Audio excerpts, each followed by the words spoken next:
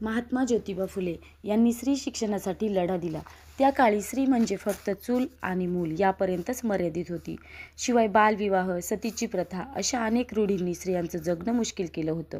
स्त्रियांचे हे दुःख जर दूर करायचे असेल तर शिक्षण हाच त्यावर पर्याय असा विचार करून ज्योतिबांनी त्यांच्या पत्नी सावित्रीबाई फुले यांना शिक्षण दिले व त्यानंतर सावित्रीबाईंच्या साथीने स्त्री शिक्षणाचा लढा सुरू केला.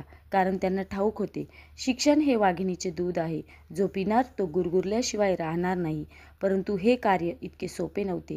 आज स्त्री शिकली, प्रत्येक जागेवर पुरुषांच्या खांद्याला खांदा देऊन लढते. ज्योतिबा आणि सावित्रीबाई फुले यांनी स्त्री शिक्षणासाठी अतोनात कष्ट सहन केले आणि त्यांच्या या कष्टातूनच समोर आली आजची अष्टभुजा स्त्रीशक्ती. सलाम त्या ज्योतिबांना आणि सावित्रीला, ज्यामुळे आज आम्हाला जगण्याचा सन्मान मिळाला. जय ज्योती, जय क्रांती.